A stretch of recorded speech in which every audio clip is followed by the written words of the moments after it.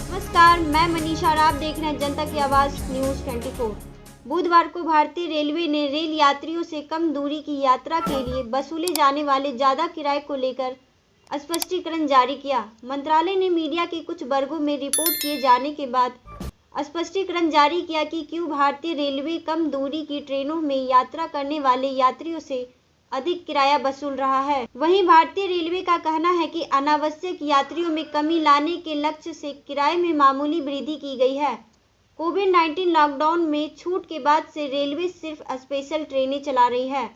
शुरुआत में सिर्फ लंबी दूरी की ट्रेनों का संचालन किया जा रहा था, लेकिन अब कम दूरी की यात्री ट्रेनों का भी परिचालन हो रहा है।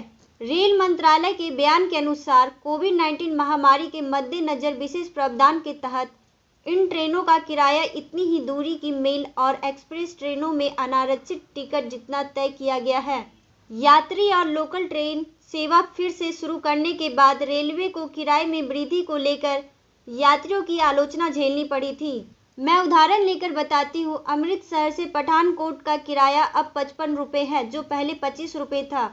इसी तरह जालंधर से फिरोजपुर तक DMU का किराया 30 रुपये से बढ़कर 60 रुपये हो गया है। बयान के अनुसार रेलवे सूचित करना चाहता है कि यात्री और कम दूरी की अन्य ट्रेनों के किराए में यह मामूली बढ़ोतरी लोगों को अनावश्यक यात्राएं करने से रोकने के लिए किया गया है। उसमें कहा गया है, कोविड-19 अभी भी है और कुछ राज्यों में स्थिति बिगड़ रही है। कई राज्यों से आने वाले यात्रियों की स्क्रीनिंग की जा रही है और उन्हें यात्रा करने के लिए हतोत्साहित किया जा रहा है।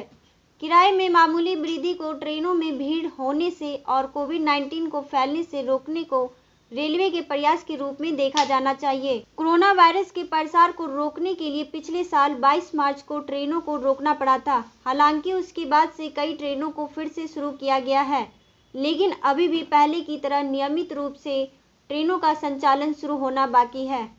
अब देखना ये है कि भारतीय रेलवे कम दूरी की यात्रा के लिए वसूला जा रहा ज़्यादा किराया आखिर कब कम करेगा। ऐसे ही खबरों से जुड़े रहने के लिए जनता की आवाज़ न्यूज़ 24 पर बने रहें।